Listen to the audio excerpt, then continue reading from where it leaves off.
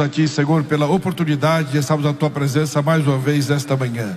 Agradecemos pela palavra que acabamos de ouvir, quando veio trazer a cada um de nós edificação, Senhor, para estarmos atentos a detalhes no desenvolvimento do nosso ministério, junto àqueles que estão cooperando na Tua igreja, meu Senhor. Continua abençoando o pastor Clarismundo, continua usando as Tuas mãos, ó Pai.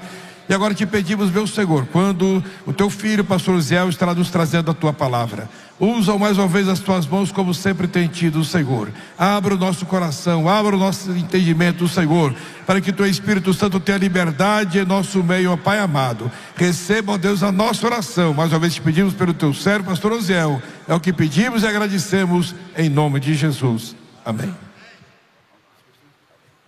Graças a Deus. Queridos irmãos, queremos cumprimentar a todos com a paz do Senhor. Amém? Podeis sentar. Muito obrigado. Eu quero, antes de começar a nossa fala, agradecer ao Pai Eterno pela oportunidade de estarmos aqui juntos, trazendo a palavra de Deus, a confiança do nosso pastor presidente, José Wellington. Deus lhe abençoe. Deus sabe do carinho e do amor que temos para com esta família. Sempre eu digo, porque eu nasci em um lar cristão, e quando eu nasci, eu sempre ouvia meu pai falar em José Wellington. Quando ele vinha das convenções e ele dizia: eita mensagem que foi entregue. E isso foi pegando amor. Eu não era nem pastor, e quando eu vi o pastor José Wellington pai pela primeira vez, foi uma alegria. E isso se estende de modo simultâneo e verdadeiro ao pastor José Wellington Costa Júnior. Ele sabe, eu já disse para ele: olha, eu sou seu co-pastor, eu estou lá em São Luís, mas se o senhor disser vai para ali, eu vou, fique aqui, eu vou. Deus abençoe, pastor. E em nome dele eu quero cumprimentar os demais presidentes aqui presentes, pastor Osvaldo, pastor Silas, o pastor Saulo, que já esteve ali conosco nesse bonito trabalho de missões que ele faz para a nossa CGADB, e ao nosso querido irmão Ronaldo. Deus abençoe grandiosamente. Queridos, nós vamos fazer a leitura da palavra de Deus, que é o texto desta reunião, Provérbios 9. Você que trouxe a sua Bíblia, tem aí na apostila o tema que nos foi passado, Provérbios capítulo 9. Vamos ler do verso 1 a 10 para ficar um melhor entendimento. Muito bem, Provérbios. Aos demais pastores, Deus abençoe, em nome do Senhor Jesus. Sempre é um prazer.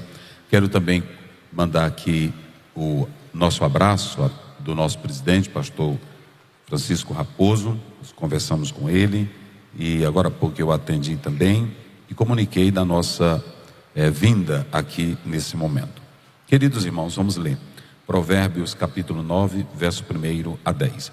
A sabedoria já edificou a sua casa, já lavrou as suas 7 colunas, já sacrificou as suas vítimas, misturou o seu vinho e preparou a sua mesa, já deu ordens às suas criadas, já anda convidando desde as alturas da cidade, dizendo: quem é simples, volte-se para aqui. Aos faltos de entendimento, diz: vinde, comei do meu pão e bebei do vinho que tenho misturado. Deixai os insensatos e vivei, e andai pelo caminho do entendimento. O que repreende o escarnecedor, afronta toma para si, e o que censura o ímpio recebe a sua mancha.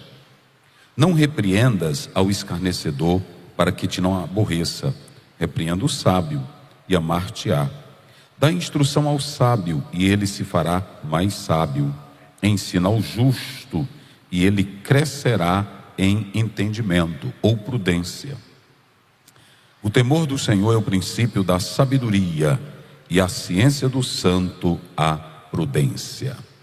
Glória a Deus. Queridos, baseado nesta leitura bíblica, eu estarei falando, como está aí na apostila, eu trouxe ela aqui impressa, estarei falando sobre 4 áreas que o obreiro de Deus precisa crescer. Só para despertar e memorizar, digam comigo: 4 áreas que o obreiro precisa crescer. Mais uma vez, vamos lá? 4 áreas que o obreiro precisa crescer. Esses dias eu estava assistindo um documentário e eu vi o Paulo Guedes, que era ministro da Economia, uma senhora perguntou para ele quais os livros que ele recomendava para a pessoa crescer na área profissional, das finanças, da economia. Ele citou 3 livros. Eu estava ouvindo essa fala dele, de Michael Porter, para você se desenvolver, saber caminhar e viver no meio dos homens de negócios. Eu achei interessante ele. Ele é um senhor, como vocês sabem, conhecem. Ele sempre cita vários autores na área dele, da economia, das finanças. E ele citou Michael Porter sobre esse competition, essa competência para os negócios. E achei interessante. Depois ele citou para o discernimento nas finanças e também na carreira profissional. Ele citou o Judgment, que ele tem como referencial teórico para a vida dele. E eu estava lendo sobre a potências dos homens no mundo, e uma das primeiras coisas que um homem deve ter para desenvolver a sua grande potência, dizem que é a inteligência emocional. Daniel Goleman, ele escreve muito bem sobre isso, e ele traz que um homem sem equilíbrio emocional, mental, ele é uma destruição para qualquer empresa ou para o meio ambiente. Imagine um homem sem controle emocional. Imagine um pastor sem controle emocional. Imagine uma liderança sem controle emocional. Então, quando Daniel Goleman, ele trata sobre essa questão da inteligência emocional, ele fala desse equilíbrio que o líder precisa ter para desenvolver. Charles Duhigg, ele escreveu 7 hábitos saudáveis para um homem desenvolver a sua potencialidade. E Tony Robbins escreveu sobre desperte o gigante que há dentro de você. Deixa eu dizer uma coisa: qualquer profissional do mundo lê muito, entende muito. Há um provérbio latino que diz assim: tema o homem de um livro só. Muitos leem muitos se informam muito. Há muitos homens informados intelectualmente. Porém, deixa eu dizer uma coisa para os senhores: nós não estamos lidando com finanças apenas. É claro que o pastor lida com finanças da igreja, mas não é esse o alvo primordial de um pastor. O pastor, ele não é apenas um psicólogo para uma função das análises psicossomáticas, de maneira nenhuma. Ele pode até responder isso, mas o pastor, ele não tem que crescer apenas nestas áreas. Por exemplo, o profissional cresce na área dele, o psicólogo cresce na área dele, o estudioso, o matemático cresce na área dele, e o pastor tem que crescer na sua intimidade com Deus, no seu relacionamento com Deus. Por que isso aqui é muito importante? Porque nós vamos pontuar 4 áreas que um pastor precisa crescer. E essas 4 áreas, elas são desprezadas hoje no nosso meio. Mas deixa eu dizer uma coisa para os senhores aqui esta noite. Crescimento do homem de Deus, eu vi o pastor Cladismondo agora há pouco, parabéns pela mensagem que ele trouxe. Ele falou aqui sobre o crescimento. Mas deixa eu dizer uma coisa para os senhores: todo o crescimento do homem de Deus sempre é para baixo, nunca é para cima. Vocês já observaram isso na Bíblia? Nunca um homem de Deus cresce para ser grande, porque primeiro, quando ele vai orar, ele dobra o joelho perante o Deus que é dono do céu, da terra, do mar. Então você já não é nada, já é pequeno, sim ou não? Quando Pedro, no capítulo 5 de Lucas, só porque Jesus disse assim: vai pescar, e ele foi pescar. Quando ele lançou a rede, ele disse: meu Deus, eu trabalho de pesca há tanto tempo e não sei onde está o peixe. Jesus sabe. Ele voltou e disse: sai daqui, porque tu és santo demais. Ou seja, quem vai para a presença de Deus sempre se vê pequeno, porque sabe que o Deus que ele adora é o quê? Grande. Diga isso comigo: ele é grande. Mas bem forte, ele é grande. Quando nós lemos Gênesis 18, a Bíblia diz que Deus falou para Abraão, e Abraão foi orar pelos pecadores de Sodoma e Gomorra, e só porque ele estava pedindo para ele diminuir a cota de salvação, aí ele diz: não te zangue comigo, não se irrite comigo, porque eu sou pó. Olha o nosso pai na fé, orando perante Deus e já dizendo o que é pó. Então nunca vá para a presença de Deus dizendo: tu sabes, Senhor, essa obra tem crescido, mas eu estou na frente. Não, nunca diga isso. Nunca diga: Senhor, eu estou pregando bem porque eu leio muito. Não, senhores, quando for para a presença de Deus, tem que se lembrar de 2 Coríntios 12:9: a minha graça te basta. Quem glorifica a Deus, diga aleluia. Mas deixa eu dizer uma coisa para os irmãos: todos que querem crescer em Deus ficam pequenos. Pastor Antônio Gilberto dizia que é como um galho de laranja, que quanto mais laranja tem, mais o galho fica para baixo, não é? Então não tem essa como você crescer para cima. Porque às vezes tem obreiro que diz: eu estou crescendo, Deus tem me levantado na nação brasileira, Deus tem me levantado no meu bairro. Então escute bem: todo homem de Deus que cresce, ele nunca acha que cresce, ele sempre acha que está se diminuindo. E só teve um homem na Bíblia que buscou um crescimento, e que o próprio João disse assim: quando eu for aí, eu vou dizer quem é ele. Está lá em 3 João capítulo, verso 9. Ele diz assim: porque esse Diótrefes, ele busca o primado. O primado é o primeiro lugar, o primado é a grandeza. Então João diz assim: eu não queria expor ele, mas já que ele busca ser grande, quando eu for aí, eu vou dizer quem é esse camarada, que ele não vale nada. Há muita gente que quer ser grande e não vale nada. Quer ser grande em pregação, grande em fama, grande em teologia, grande em exegese, e no final das contas, para Deus ele não presta para nada. Porque na presença de Deus, quanto mais você for pequeno, mais o Senhor Deus, ele te exalta. Quem pode glorificar o nome do Senhor Jesus? E outra coisa, irmão, você pode ter a maior biblioteca do mundo. Tem irmão que diz: eu tenho uma biblioteca com 10 mil livros, mas conhece o Deus da biblioteca? Não é isso? Porque tem pessoas dizendo isso, é muita erudição. Eu ouvi um debate do Fernando Henrique Cardoso, ele dizendo: eu ainda tenho orgulho de dizer que eu sou da última escola dos grandes filósofos. Eu sou da ala dos filósofos, como por exemplo, ele dizia na entrevista dele: eu ainda fui acompanhante aí do pensamento de Sartre, do Michel Foucault, de Derrida. E eu olhando para ele, ele dizendo: eu tenho orgulho da educação que o meu pai me deu. E sabe do que eu tenho orgulho? Da educação que a Bíblia me dá. Todo pastor deve ter orgulho do que a Bíblia lhe ensina, lhe dá para a vida ministerial. Só quem crê nisso, diga glória a Deus.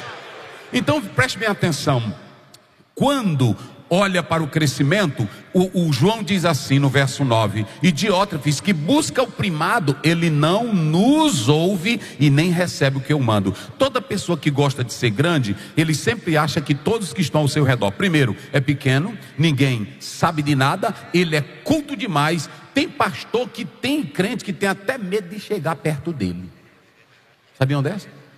Irmão, não, ixi, é grande, E Jesus, todo menino era atrás de Jesus. Pode observar na Bíblia, era. Irmão, todo menino era atrás de Jesus. As mulheres que não valia nada. Está lá no capítulo 15 de Lucas. E os publicanos, 15 primeiro, e os publicanos, e as pecadoras, e meretriz, e tudo que não valia nada, era atrás de Jesus. Mas os grandões, escribas e fariseus, ficavam de longe. No capítulo 9, eles disseram: olha como é esse Jesus de vocês, come e bebe com pecadores. Aí Jesus ouviu e disse: olha, quem precisa de médico é quem está doente. Se vocês não estão doentes, eu não estou nem aí para vocês. Então o Senhor só quer quem depende da graça dele. Oh glória, oh aleluia. Quem glorifica a Deus? Se você acha que já sabe, se você acha que já é grande, se você acha que já cresceu muito, Deus já está fora de ti. Agora, quanto mais você acha que é pequeno, quanto mais você acha que depende dele, quanto mais você acha que precisa da palavra, ele se aproxima de você. Perto está o Senhor dos que têm corações quebrantados. Quem está quebrantado diante de Deus? Oh, aleluia. Então, só para os irmãos, os pastores observarem: tudo que é grande, homem de Deus que começa grande acaba pequeno. Diga isso comigo para não esquecer. Homem de Deus, os que começaram grandes, terminaram pequeno. Atos 7:22, a Bíblia diz: Moisés era formado em toda a ciência do... Vamos lá, digam comigo. Moisés era formado em toda a ciência do...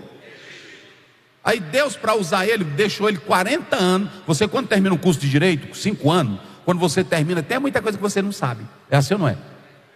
Pronto, tem até médico que quando ele vai dar, eu já vi, foi muito médico, eu já fui consultar com alguns médicos, aí quando chega lá, ele diz assim: pastor, vou lhe passar um remédio, mas deixa eu ver bem aqui a composição, que eu não estou lembrado. Aí ele vai aqui, e aí fica olhando aqui, pesquisando: pastor, pode tomar. Eu disse: tá certo. Aí eu estava pensando, é ruim se eu for para a mesa de cirurgia, e ele deitar, deixa eu ver onde é que está o coração, pastor. Entenderam? Aí não dá certo. Então deixa eu dizer uma coisa aqui para os senhores. Nesta oportunidade, todo homem de Deus que começou grande, que Deus chamou, Deus primeiro fez eles ficarem como? Pequeno, vamos lá. Deus fez eles ficarem como? Moisés foi formado aonde? Em toda a ciência do Egito. Tem um livrozinho, pastor José Wellington, que o pastor Eliseu Queiroz escreveu pela CPAD. É uma coleção muito boa, muito importante. É essa coleção que a CPAD lançou. Eliseu Queiroz, pastor Eliseu, no livro que ele escreve, ele diz o seguinte: quando você olha para Moisés, que passou 40 anos aonde? No deserto, botando o que para a ovelha? Botando água. 40 anos, agora imagine um homem de 40 anos, que era formado, Atos 7:22, formado em toda a ciência do Egito. A Bíblia ainda diz assim: os que procuravam tua vida lá no Egito, já morreram. 40 anos Moisés perdeu a eloquência. E quando Deus chama Moisés, não é que Moisés fosse ruim de fala, não, irmão. Tem pessoas que interpretam isso errado. É porque Moisés, 40 anos no deserto, ele não pegava mais em livro, foi esquecendo, só botando água para a ovelha. Se você ficar 10 anos dentro do mato, não é isso, pastor? Próprio relacionamento. Se o pastor cuida, por exemplo, só de fazenda, ele vai esquecer de citar versículo bíblico. Se ele só cuida de soja, ele não vai lembrar da comunhão com o Espírito Santo. Ele pode até estar pregando e contando. Uma vez eu vi um pastor pregando, contando a história do Chaves. Ou seja, a pobreza de Bíblia fica tão grande, porque isso aqui é contato. Josué 1:8-9, não aparta de ti o livro desta, medita nele como? De dia e de noite, fazendo tudo conforme nele está escrito, porque assim prudentemente te conduzirás. Quem ama a Bíblia aí? Eita, glória a Deus. Levanta a tua Bíblia, levante. O Paulo Guedes indicou 3 livros para tu ser grande na finança. Eu quero te indicar um, levante ela. Para tu seres grande na vida, na paz, no amor, na sabedoria, na santidade, na verdade, no temor, na pureza, na comunhão, no amor. Aí está a Bíblia, a palavra de Deus. Então escute, Moisés passou 40 anos. Aí quando Deus chamou ele, aí Deus disse assim: Moisés, é você. Ele disse: eu não sei falar. Ele: mas quem foi que fez a boca? Olha Deus dizendo: quem foi que fez a boca? Aí, mas Deus é Deus de relacionamento. Ele nos entende. Porque na primeira vez eu já tinha dito: cala tua boca, quem está falando sou eu. Eu sou teu Deus, quem está te escolhendo sou eu. Mas Moisés ficou: não, Senhor, eu já estou com 40 anos, eu já perdi a técnica, eu não tenho mais tanta intimidade. Chama Arão. Só que Arão, se vocês observarem, eu li um livro de um autor no início do ano. Eu li um livro desse autor que ele diz o seguinte: Arão não tinha ninguém melhor de oratória do que de Arão. Cuidado com quem tem boa oratória. Porque às vezes o pastor pode ter Deus e comunhão com Deus, e sinceridade, e santidade, e sacralidade, mas não tem oratória. Mas tu bota um que tem oratória, e ele pode fazer como Arão, criar um bezerro. A maioria dos pregadores hoje, eles estão criando com as oratórias bezerro. Vocês já observaram? Nós podemos pregar a Bíblia o tanto que quiser. Aí tem gente que não dá as horas não, mas tem um que vem com a oratória. É o Arão. Até às vezes, irmão, eu fico pensando: meu Deus, eu oro, leio a Bíblia, me consagro, e eu fui pregar ali, não deu nada, é aquele ali, só com a zoada. Olha dentro de você. Não é assim? Eu sei como você chegou aqui hoje. Você está quebrado. Aí a pessoa se derrete em lágrima. E eu terminei de pregar a Bíblia, mas ninguém ligou. É porque a oratória, ela mexe com o teu intelecto, com a tua mente, mas ela não mexe com o teu pecado. A oratória não te chama para uma santidade verdadeira. Agora deixa eu dizer uma coisa para vocês. Moisés poderia ser pesado de boca, mas Deus nunca falava com Arão. Deus só falava com...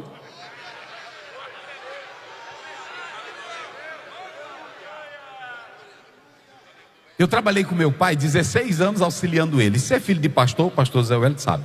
Ser filho de pastor já é pesado. E auxiliar o pai pastor é mais pesado. E auxiliar meu pai era pesado. Era, porque às vezes eu trabalhava numa área, aí quando ele chamava a área no dia do culto de doutrina, aí ele dizia, área 2, pastor Oziel. Aí a área levantava. Bem pouquinha gente estava naquele dia. Tinha dia que é pouca gente, que tem dia que a gente chama o povo e o povo não vai. Aí o pai disse, olha aí, é pastor. Olha o tantinho de gente, quer ser pregador, quer andar, mas olha, o povo não obedece. E eu pronto, eu baixava a cabeça aqui, e eu ficava na minha. Aí quando era no outro culto de doutrina, eu ia na casa dos irmãos, fretava ônibus. Meus irmãos não deixam eu passar vergonha. E aí pronto, enchia o ônibus, 2 ônibus e levava. E aí quando era naquele culto, nem apresentar, ele apresentava. Pronto. E aí pronto, eu segui, 16 anos mais ele, trabalhando dessa forma. Mas deixa eu te dizer uma coisa, às vezes pode ter um senhor sentado no púlpito, dirigindo a igreja, ele não seja mais bom de oratória, ele não seja bom de eloquência em palavras, mas tem uma coisa que o Arão não tem. A Bíblia diz, se tem alguém, Arão e Miriam, fala aí Números 12, se tem alguém, eu me falo e me revelo em sonhos, em visões, mas com Moisés é cara a cara, ele é fiel. Levante a sua mão e glorifique a Deus. Eu tenho um recado de Deus nesta manhã aos obreiros que estão aqui. Deus não conta com a tua eloquência oratória, Ele conta com a tua fidelidade. E se tem o Arão que é melhor do que da tua boca, Deus não fala com Arão, Ele fala com quem é fiel. Mas preste bem atenção, Moisés era grande ou não era? Era. Aí Deus, para chamar Moisés, primeiro ele diz, tu vai esquecer tudo isso para tu não estar na frente. Vocês já observaram que hoje, na hora que tem um problema na igreja, aí a gente diz assim, cadê os juristas? Já observaram? Um dia desse eu estava numa convenção, citaram tudo, menos um versículo da Bíblia. Nós estamos tentando resolver as coisas da igreja como se fosse coisa do governo. Estamos tentando resolver as coisas da igreja como se fosse coisa do conselho de psicologia. Hoje o homem não está prestando, aí a gente olha e diz para ele, transtorno, problema emocional, burnout, eu não sei mais. Quando o pastor não presta, essa é vergonha, aí a gente diz assim, cuidado, a gente é fraco. E aí quando você é 1 Timóteo 3, Paulo diz, convém que o bispo seja o quê? Aí pronto, marido de uma só, não dado ao vinho, não espancador. Aí eu não sei mais.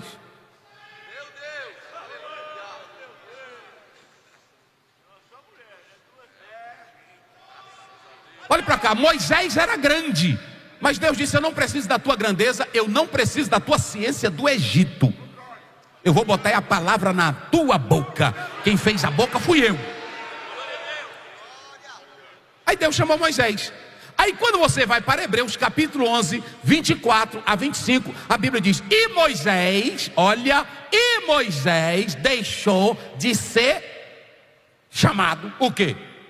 Filho da filha de Faraó. Tudo que era grandeza, Moisés fez o quê? Deixou. Se você pegar o livro de Flávio José, História dos Hebreus, ele diz naquele livro que um dia Faraó botou Moisés no colo e aí foi brincar, nenenzinho do papai. Aí é segundo Flávio José, não está na Bíblia isso.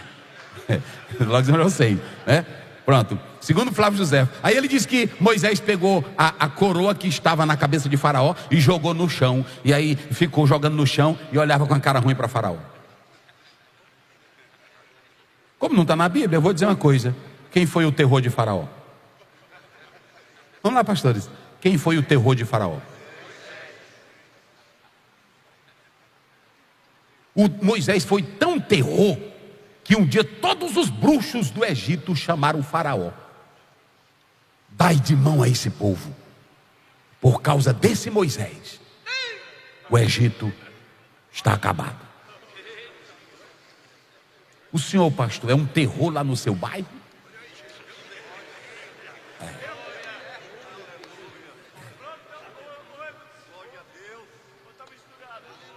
É um terror?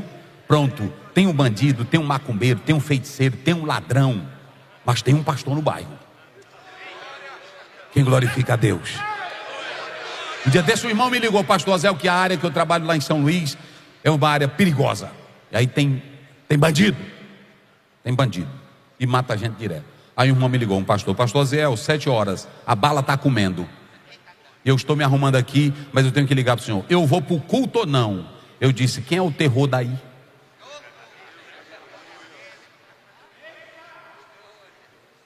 Ele disse: pastor, e a minha vida? Eu disse: Paulo diz em Atos 20, eu não tenho a minha vida como? Quem escolheu ser pastor é como escolheu ser delegado ou policial. Tu tem que estar onde a luta se travar. Vá para a batalha, rapaz.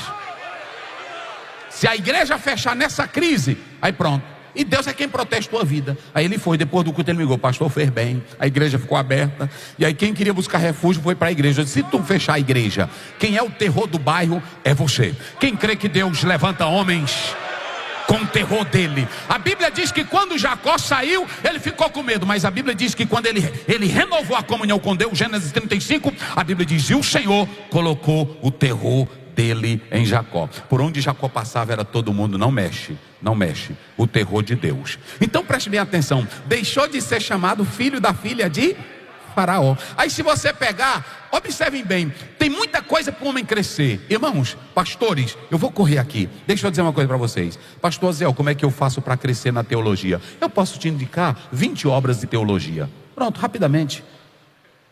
Eu posso te indicar Strong, eu posso te indicar a teologia pentecostal da Assembleia de Deus, eu posso te indicar o Schaeffer, eu posso te indicar vários. Agora preste bem atenção: se tu ler a teologia do Schaeffer, a teologia do Strong, qualquer teologia, todos eles vão falar a mesma coisa, com pequenas diferenças. Agora, quando você for para o púlpito, você pode ser apenas um informador de teologia.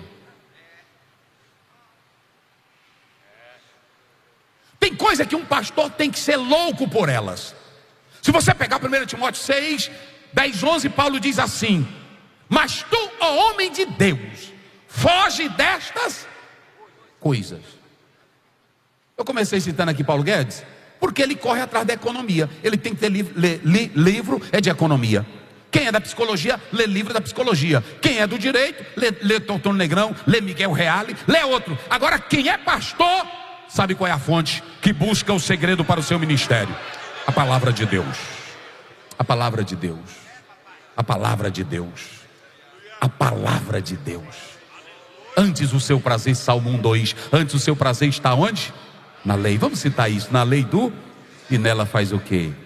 Medita de dia e de noite. Então, queridos pastores, tem muita gente que quer ser grande. E eu falei no início da apostila que tem gente que quer crescer em bens, crescer em fazenda, crescer no comércio, crescer na vida intelectual, crescer na vida profissional. Não há nada de errado nisso. Agora, o crescimento aqui é diferente. Aqui é perder para ser pequeno. Aqui ninguém entra para ser grande. Se você entrar no ministério aqui pensando que vai ser grande, vai adoecer, vai dar a síndrome de Bonal, vai ficar pobre. Porque no ministério ninguém entra para ser grande. Eu não sou grande coisa nenhuma. Eu trabalho com quase 300 igrejas. Mas quando eu chego na igreja, quem manda em mim é o menino. Quem manda em mim é a irmã. Tem irmã que liga para mim: meu pai está doente, se o senhor não visitar agora, aí você tem que ir. Eu tenho grandeza onde? O senhor tem grandeza onde? E se os crentes todinhos deixarem de dar o dízimo, o que eu vou fazer?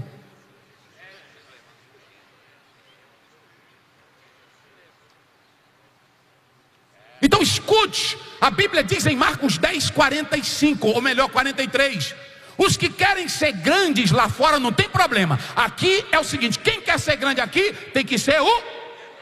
Então pronto. Vira para esse pastor que está ao teu lado e diga para ele: aqui nós somos os menores. Diga aí: grande aqui é Deus. Grande é Deus. E observem bem, pastores, falando desse crescimento, escutem, olha o que Paulo diz em Filipenses 3:7. Olha o que ele diz: eu perdi todas as coisas. Olha para cá, não existe essa de entrar aqui para ganhar e ser grande. Aqui existe é para perder.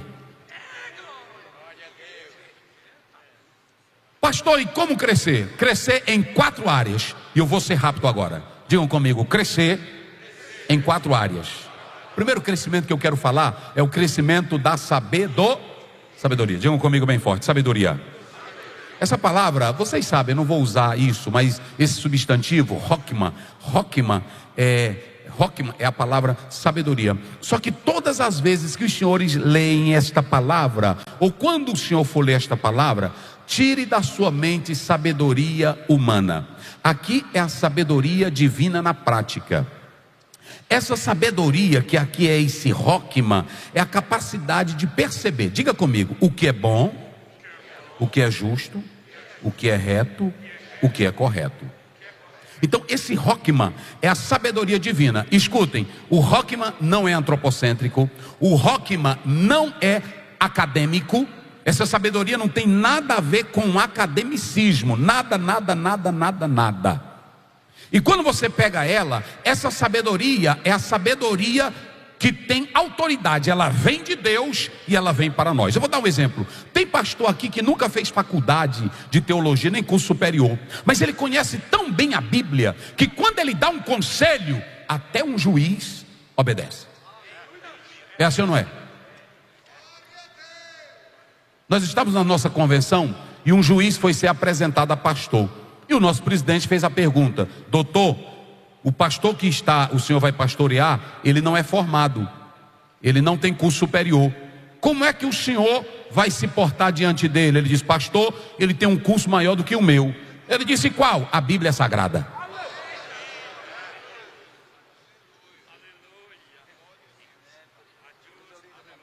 Rapaz, é coisa linda, é a Bíblia. O negócio tem irmão que vai pedir um conselho para a gente hoje: pastor, eu estou assim, a minha mente está perturbada, aí eu estou assim nervosa. Aí o pastor diz: você já leu Lacan? Olha, leia o livro de Lacan. Leia Augusto Cury, tem como controlar seus pensamentos. Ou leia um livro de estoico. Irmão pastor que tem Bíblia e sabedoria de Deus não vai nessa. Pastor, eu ando assim perturbada, agoniada, o que eu faço? Olha, minha irmã, Filipenses 4:6, não andeis ansiosos por coisa alguma, ante todas as vossas petições sejam conhecidas diante do Senhor. Aí você prossegue: a paz de Deus que excede todo o vosso entendimento, guardará o seu. Vá para casa, minha irmã, e dê a palavra, e a palavra vai gerar efeito na vida dela. Então escute, a sabedoria aqui é a sabedoria divina. Agora preste bem atenção uma coisa: essa sabedoria não é acadêmica, não é antropocêntrica, não é cultural. É a sabedoria que vem de Deus. Vocês sabiam por que nós somos espertos demais hoje? Se tem obreiro esperto é no nosso meio, meu irmão. Mas não é porque está usando a sabedoria de Deus, não. É a sabedoria do homem. Sabedoria de Deus não faz pastor esperto. Sabedoria de Deus não faz pastor malandro. Sabedoria de Deus não faz pastor maléfico. Sabedoria de Deus não monta esquema. Sabedoria de Deus não tem jeitinho brasileiro. Sabedoria de Deus não tem esquema. Sabedoria de Deus tem graça. Sabedoria de Deus tem revelação divina.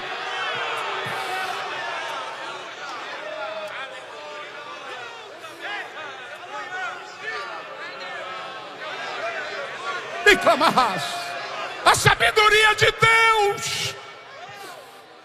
Eu vejo tantas pessoas, e escute bem, eu ouvi, não vou citar nome, como é filmado, deixa eu dizer, eu ouvi um pessoal político dizendo: fulano de tal, ninguém vence ele no esquema, todo mundo é derrotado, porque ele é sagaz. Sabe o que acontece? Até hoje ele está preso. Deixa eu te dizer, o caminho do sagaz, do esperto, do inteligente, do malandro é cair. Jesus disse em Mateus 7:24: aquele que ouve a minha palavra e põe em prática, eu comparo ao homem sábio, prudente, que edifica a sua casa sobre a rocha e ela não cai.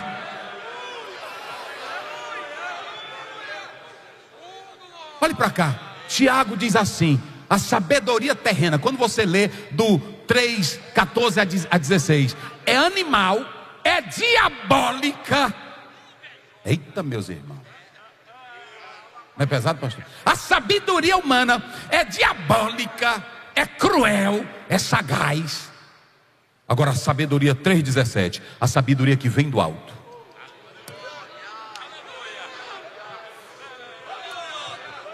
ela é primeiramente tratável, pura, pacífica, amável. Olha para cá, sem parcialidade e sem hipocrisia. Tem muito bichão com diploma de doutor, Aí a gente vai falar com ele. Pai do Senhor, pastor, como é que está? Tá bem, meu filho, eu estava agora me lembrando de você. Nadinha. É mesmo, senhor. Ô, senhor, na hora que você entrou, que eu lhe vi aí pronto, olha, você está comigo naquele negócio? Eu estou com você. Pronto, eu vou me lembrar do teu nome. Teu nome? Aí eu digo, Zé Gomes da Silva. Tá bom. Aí ele é que nem o copeiro lá. Nunca mais vai lembrar do meu nome. É esquema. Tem obreiro que faz reunião, aí diz assim, eu estou com vontade de tirar o irmão fulano, mas eu não tenho coragem de falar para ele. Eu quero que o irmão, na hora da reunião vocês se levantam, montam o esquema, e aí dá a fala, e eu arremato. Tu tem que ser como Daniel. Tem que ser como Daniel. O rei chamou Daniel, e olha que era o reizão pesado, está lá em Daniel 5. Aí ele disse assim, Daniel, diga aí, leixa ali, o que tem na parede? Aí Daniel disse, olhou para o nome, a mão escreveu, ele olhou para a majestade. Assim é homem de Deus, irmão, sem esquema, sem política. Olhou para ele e disse, majestade, é tu. Ele, como assim? Deus te botou na balança. Esquema demais. Tu tem esquema demais. Pegou as coisas sagradas, botou na mão dessas prostitutas, velho, sem vergonha. Bebendo nas coisas de Deus, tu não vale nada. Majestade, Deus colocou você na balança, foste achado em falta e colocado na balança, e hoje tu morre. Pronto, aí virou, Daniel, pega esse presente. Eu lá quero presente teu, rapaz. Fica para tu e para essa tua casa. Quase 90 anos de idade, e o rei saiu. Irmão, nós estamos tão doidos por título. Eu não sou contra título, já busquei muito título. Hoje não tem mais nisso não. A gente vai ficando de idade, já vai largando essas besteiras, não é assim? Mas aí pronto.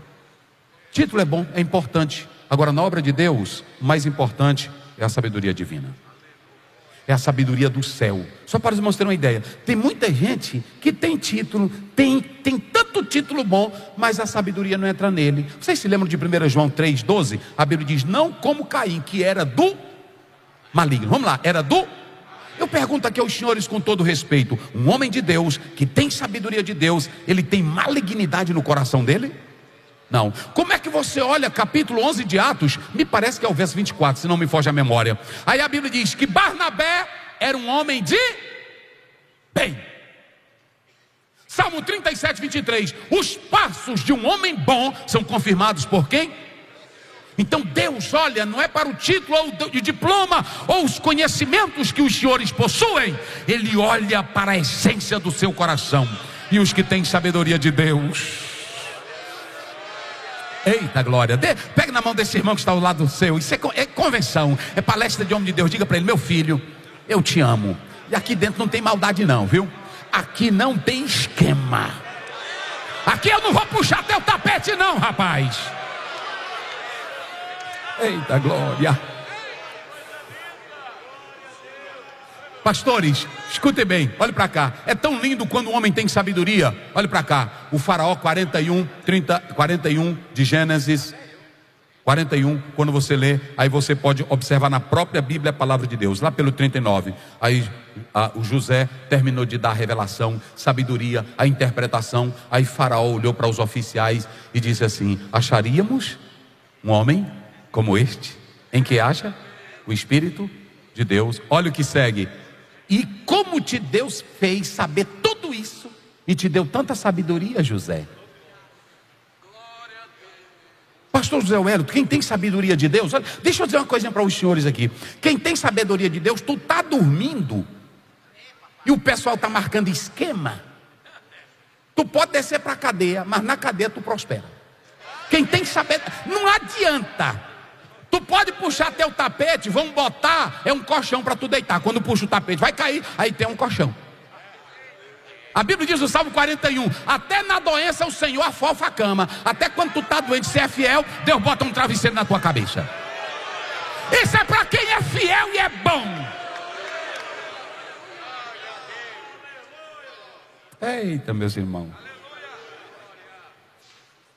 Quando Salomão vai orar, 1 Reis 3, 12, aí Deus diz assim: eu vou te abençoar, Salomão. Olha como é que Deus abençoou o pastor. Eu vou te abençoar porque tu quis crescer, mas tu começou bem, dizendo: eu não pedi a morte dos inimigos, eu não pedi fama, eu não pedi riqueza, não pedi o poder, mas eu vou fazer o seguinte: eu vou te dar sabedoria, e aí as outras coisas serão o quê? Acrescentada. Atos 6:3, procurai 7 homens de boa reputação, cheio do Espírito Santo e do que mais? Sabedoria. Quem glorifica a Deus? Aí outra coisa, irmão, até tem pessoas que sabem trabalhar com tudo na igreja. Tem irmã que sabe trabalhar com jarro, tem irmã que sabe trabalhar com tudo, mas aí o pastor, Deus dá uma sabedoria. Está lá no capítulo 31, verso 1 e 2. E Deus chamou a Bezaleel e encheu ele do espírito de sabedoria. Aí pronto, às vezes tu não é nem formado. Tem irmão que chega e diz assim: e pastor, e como foi que o senhor aprendeu isso? Lá, irmão, toda boa dádiva, todo dom perfeito, Tiago 1,17, vem do Pai e das. Aí pronto, é assim, é muita coisa. Aí pronto, tem irmã que diz: ei pastor Zé, mas seu pai é tão sábio, você é estudado, mas teu pai é sábio. Eu dizia: meu Deus, eu quero ser sábio também. Mas a sabedoria só quem dá é o Deus Todo-Poderoso. Qual é a primeira sabedoria que nós temos que crescer, pastores? Qual é o primeiro segredo para nós crescermos? É na sabedoria. Deixa eu sintetizar o texto. O texto fala de 7 colunas. Digam comigo, 7 colunas. Essas 7 colunas, elas expressam a perfeição. Mas essas 7 colunas, há uma briga teológica. Albert escreveu sobre isso, Elton escreveu sobre isso, Toy escreveu sobre isso. Os 7 sacramentos, as 7 artes liberais, os 7 princípios, os 7 dias da criação, envolvendo o descanso de Deus. Não, aqui é a sabedoria que é firme. A sabedoria é Deus. E Deus está construindo a tua casa. Mas quando Ele constrói a casa, Ele te chama para te dar a sabedoria.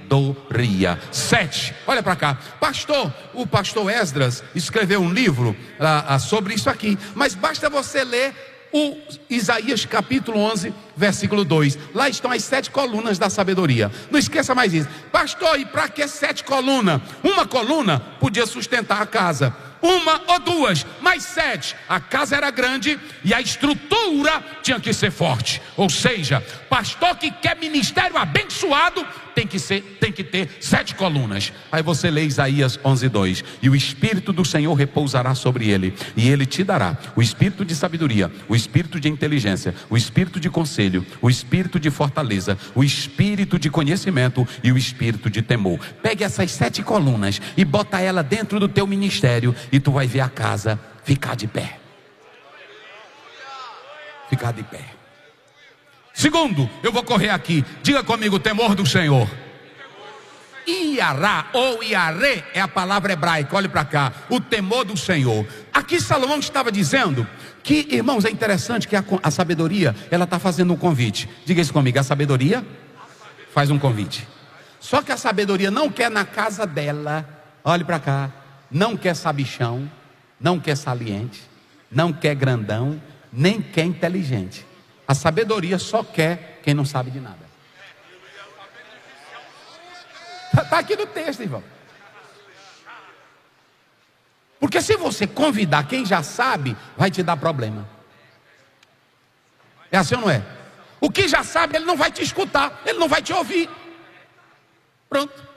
O irmão chegou e disse para mim: pastor Aziel, o pastor, é porque nós estamos construindo lá a igreja e tem um mestre de obra, pastor, que ele me condena todo dia. E ele, pastor Aziel, não aceita a obra. E é um senhor de idade, eu não sei como eu falo, eu já orei, eu já busquei a Deus, como é que eu faço? Eu diga para ele vir no meu gabinete. Aí ele veio. Aí um senhor disse: Pai do Senhor, meu irmão, disse: Pai do Senhor, como é que está? Tudo bem? E aí, qual o problema lá? Que o pastor, como o pastor falou aqui, ele quer inovar, pastor. Ele quer fazer um templo com a medida tal. E eu disse: me dê a planta. E eu não sabia de nada da planta. Eu disse: me dê a planta. Aí ele botou a planta.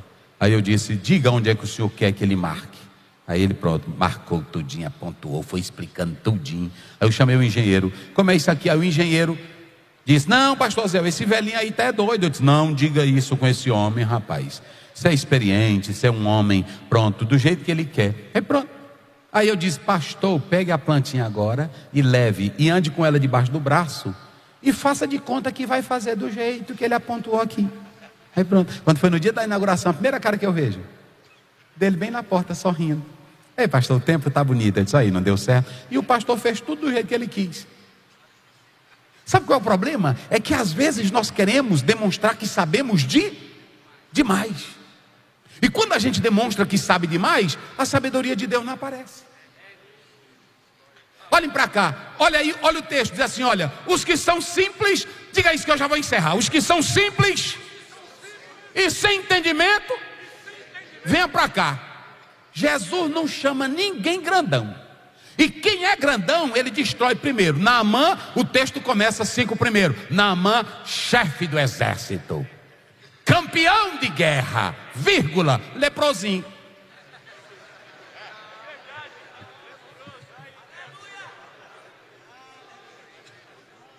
Tem um irmão que bota banca na igreja, mas no dia que a filha dele fica possessa, ele chama o pastor para expulsar.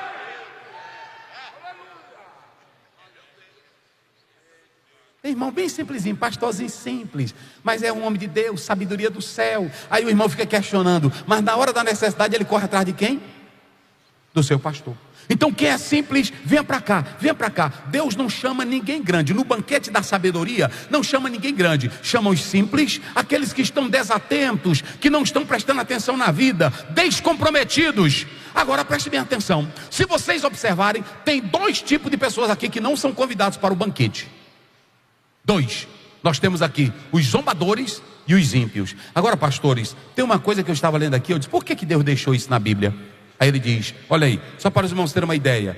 Repreende o escarnecedor, a afronta tomará para si, e o que censura o ímpio recebe a sua mancha.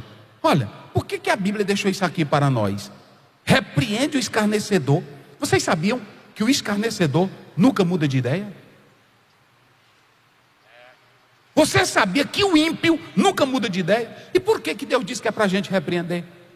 Por duas razões. Uma, para que esse escarnecedor saiba que Deus está dando a chance dele se arrepender e que é Deus de amor. Segunda razão, para que esse escarnecedor vá para o inferno tranquilo, sabendo que ouviu a palavra, mas a rejeitou. Não, eu estou aqui no inferno. Vocês se lembram lá no 16 de Lucas? É, pai Abraão, eu sei por que eu estou aqui. Então pronto, se aquieta. Fica no fogo do inferno. Fica tranquilo. Se queimando. Agora deixa eu dizer uma coisa para os senhores.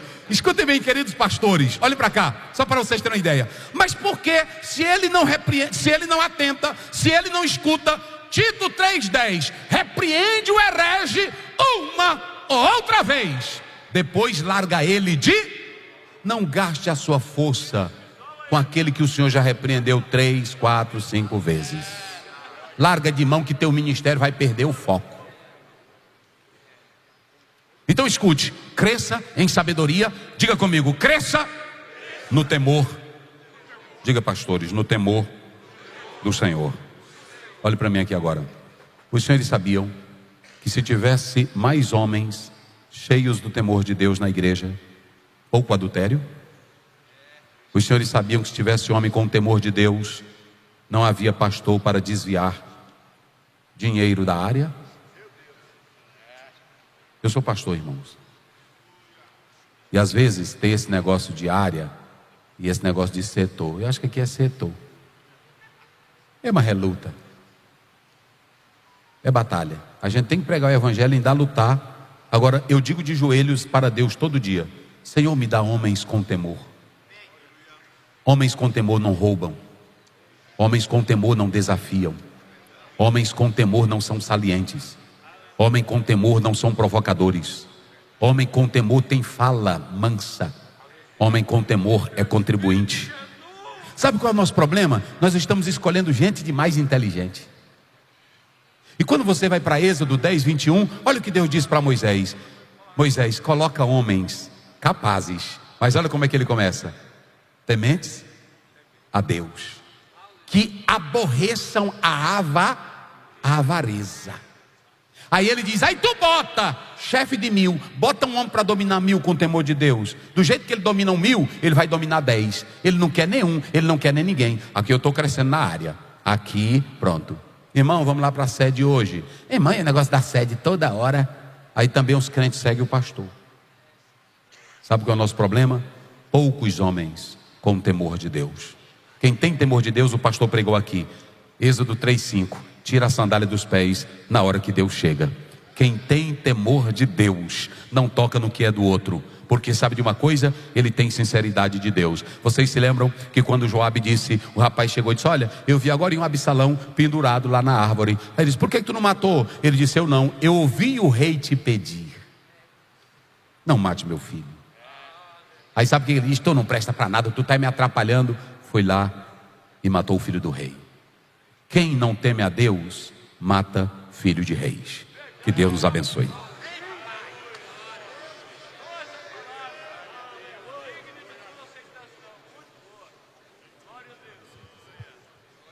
Louvado seja Deus. Quantos irmãos agradecem a Deus por tudo que ouviram aqui nessa manhã? Digam amém, irmãos. Deus abençoe.